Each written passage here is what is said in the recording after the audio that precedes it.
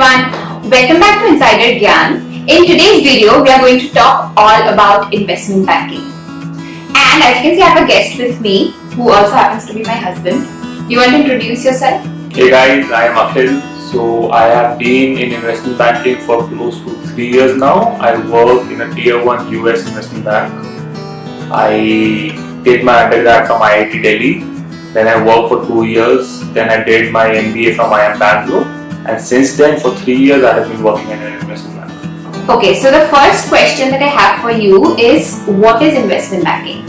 And also, I know there's a lot of confusion between investment banking and the other roles that investment banks have to offer. If you could provide some clarification around those things. Yeah, no, so I agree. That is a very common question, and a lot of students and a lot of my friends have asked me this question. That investment banking is very different from other finance roles. I believe investment banking, if you at all have to make a choice, then you have to be confused between investment banking and consulting, because there is more overlap between these. So just to give you some idea, investment banking has 3 kinds of products, and the primary role is to raise funds for a company.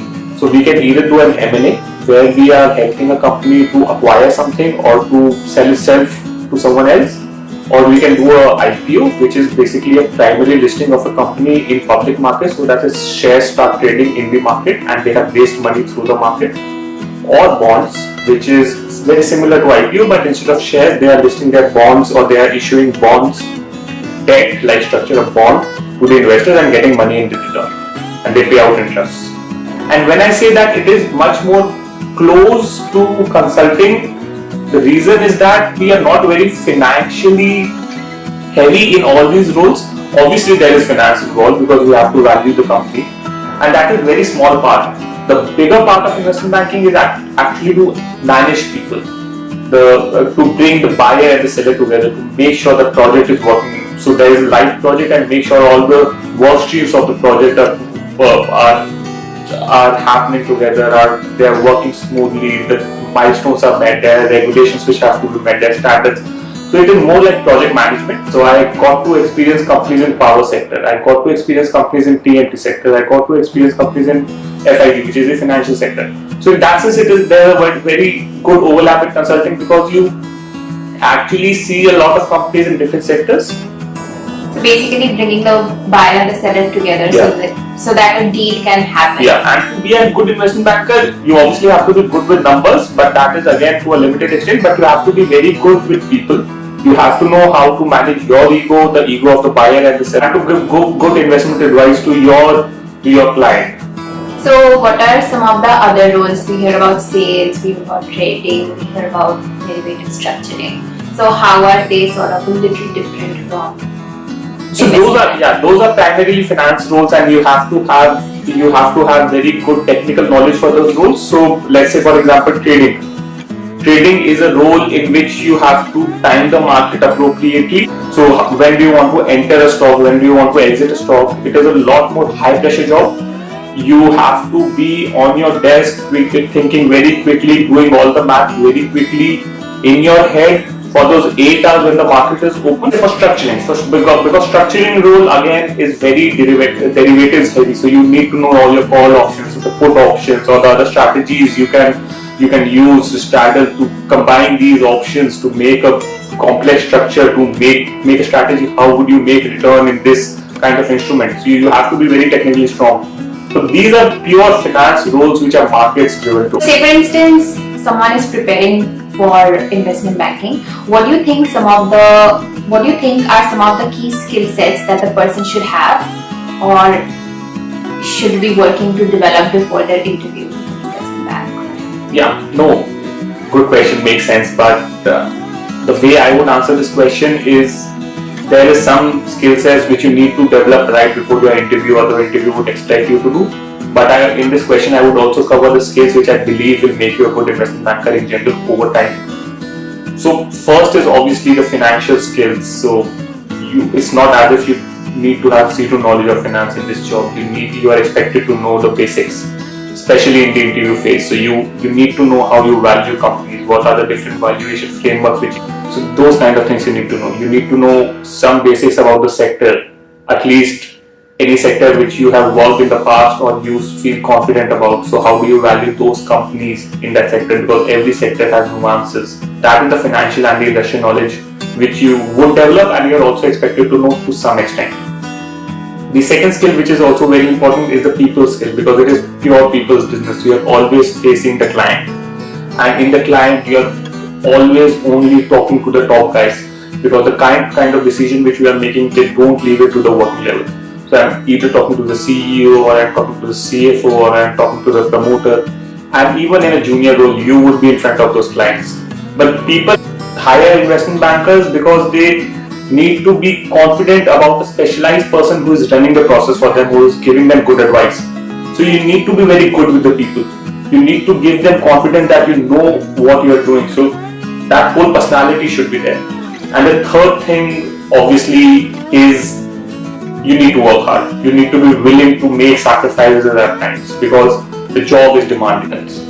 You have to spend time. You have to spend time understanding the company, understanding the people, and you have to be available 24/7, unfortunately, most of the time. So now that we have talked a little bit about the skill sets, do you want to tell people about where do most of the banks hire from? Yeah.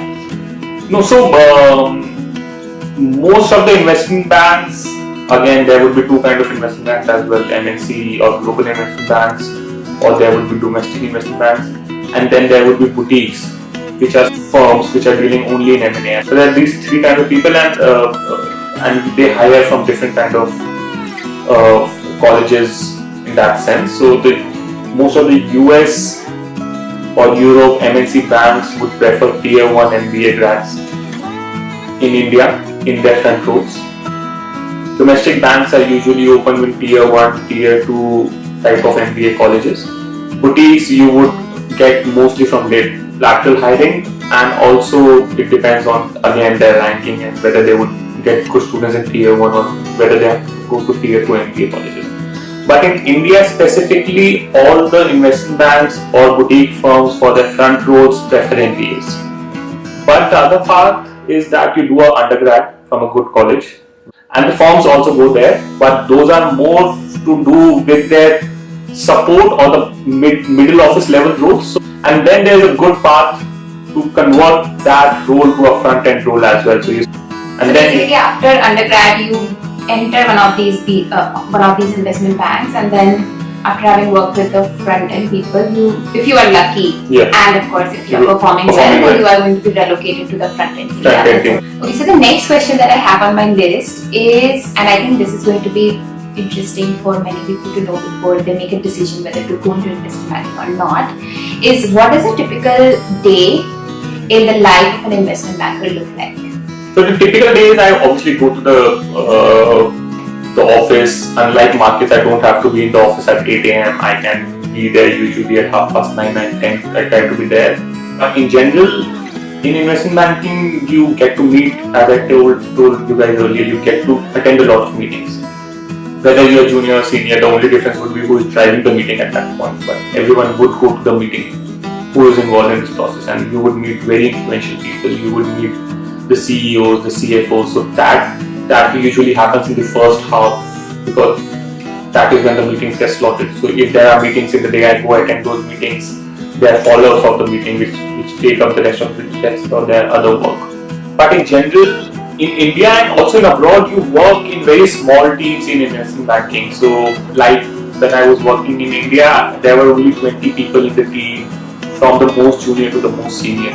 So you spend most of the time in front of those people, interacting with those people. So you end up becoming very close to those guys, right? So there is a buddy-like culture which develops with the seniors as well. So we party a lot on Fridays, so we go out with them even during the day, because it is not as if we have to be on our screens all the time. If there's a downtime, we go play a game of table tennis, let's say, or something else. So you would be spending time with them, so you need to like them, and vice versa.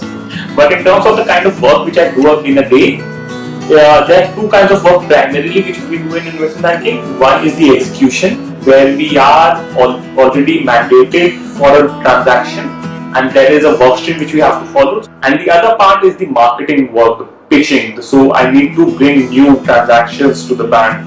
So the seniors are going out to clients pitching this idea that you should list yourself or you should sell yourself or you should buy something. And marketing is one stream and execution is other stream which we cover. So I think what you're saying is in execution there is sort of more of a certainty. You know that this is the set process that you have to follow. But for pitch books, it's more like it's uncertain. It depends very much on the client, what his demands are, and how your day-to-day interactions are going. Correct. And I don't usually know. It's possible that next week I get staffed on a pitch and I don't know this week. But the execution, if I'm there, I know this will continue for 3 months at least. So I know I'm working on that. So what about work-life balance? I think that's the biggest question that we have. The dreaded question. The dreaded question in investment banking, that work-life balance is supposed to be bad. So is that a myth? How much of reality there is to that? No, the work-life balance is, I mean, you guys would not envy about us. there is no work-life balance, frankly. If there is work, we have to do that work. Even if there is something happening towards your life, obviously everyone is understanding, and if there is emergency or family issue, then obviously you get that time with your personal time. But most of the cases, the work usually takes the preference. But things change as you progress in the firm. The junior, the work-life balance is much more bad. But as you grow in the firm, you get more flexibility because you have people supporting you under you. So you know that this is your job and this is how you have to guide the resource under you. As an analyst, I am doing a lot of number crunching and I am doing a lot of data searching for the company, the profile, creating the information memorandum of that book, which takes a lot of time. But as an associate, I am guiding the analyst how to structure the page, how to structure the model, checking their work, managing the deal in general. As VP, ED, MD, it's more about being in the front of the client all the time, sourcing new deals, business development. Obviously, if something explodes in the deal, you have to manage that, manage expectations. But having said that, Saturday, let's say 1 a.m., if there is a need, I can call my boss who heads investment banking, let's say, and he would answer my call. So we have to be available. I think that's one key difference between investment banking and the other sort of jobs. Because as a consultant, I would think twice before trying to call someone at 1 a.m. even if it's like really urgent. I mean that is something which I really like about the job, because I know I am doing very critical job. So the demarcation between senior junior usually gets blurred. It's only the kind of what aspect you are dealing of that deal which matters, because a single person cannot obviously handle everything. So given that it takes so much of your time, and given that investment bankers practically don't have a life, what do you think are some of the motivating factors? Why do people still keep going for investment banking jobs? So it's not as if we don't have a life. We have a life, but I would not lie, the first motivating factor for most of the people is the money. They pay you very handsomely. That is a factor usually at the starting part of your career. With time, you actually realize what kind of job you're doing, how important it is, what power you have to actually drive that process for a company, and you start growing with that company, because most of the time at the early stage you help that company get investors, then you list that company, then you help that company acquire something else. So you are actually following a path of the company, so you become emotionally attached. Most of our seniors have long-term relations with those companies for a very long time when they started covering that company as an analyst on an associate level. So you get attached. The headline grabbing deals which you do, right? The kind of deals which you see in the newspaper. The investment bankers are the ones who are actually driving those processes. If you can imagine to what extent we are interacting with the influential people. So that actually motivates you more. So I feel like money is always a motivating factor when you are joining. Yeah. But then it's really like investment banking is not a sustainable job if you don't have a knack for making those deals happen, and if you don't really understand how the process works. I always get excited. You don't enjoy. I always get excited when I'm doing a very good execution, even if it is not high profile, because everyone is so super focused on that, and there is a adrenaline rush. It's like, maybe it sounds too dramatic, but it's like you are going for a kill, it's hunting, and you have to close that deal, and there are obstacles in the way, and you have to maneuver those, and everything every day is new. So I think most of the parts of investment banking we have covered. One thing that people would really like to know, in my opinion, is what are some of the growth options and the exit options. So I personally see it as two ways you can grow within the firm. So what are some of those options? And if you don't want to stick to investment banking, what are some of the other career paths that you can choose? Yeah, no, and that is something which I really like about investment banking as well, because it gives you a lot of options. Markets or other finance groups are very niche in nature, but investment banking in general, much like consulting, you get exposure to very different sectors, you get exposure to different kind of companies at different stages of their growth, and you get exposure to different kind of products, M&A, IPO, bonds. So there is a lot of learning which you do. You can obviously grow within the firm. In global platforms, in MNC banks, you also have that option to jump from one team to another. So for example, I was working with India till 3 years, and then I moved to Hong Kong, where I'm covering Asia Pacific. So my ambit has increased. I am focusing on India as Asia Pacific, but also other regions as well. The other part is the exit options, and because investment banking is so broad and you cover so much, that you get an option to work in any kind of industry if in case you develop that acumen in that particular sector. So all the industries have their in-house M&A and strategic teams, so you can join that team. The second exit option is always private equity, and I can say with some degree of confidence that people, at least the private equities, prefer investment banks rather than consults, because we know both the financial and the company. I think that was a really helpful discussion, and I feel like we have sort of covered all aspects of investment banking, at least at the entry level, all the things or the bare minimums that everyone should be knowing before making a decision. So thanks for sharing all the information. We are going to end this video over here. If you have any further questions, then I think Akhil will be more than happy to answer them. So leave them in the comment section below. Also, don't forget to subscribe, because that's a huge motivating factor for us to keep making these videos. Feel free to share it with anyone you think would have found this video useful. In the upcoming videos, I'm planning to have more such chat sessions where we can know more about people's lives and where people land up at, what they do on a daily basis. I'm going to see you in the next video. Till then, bye!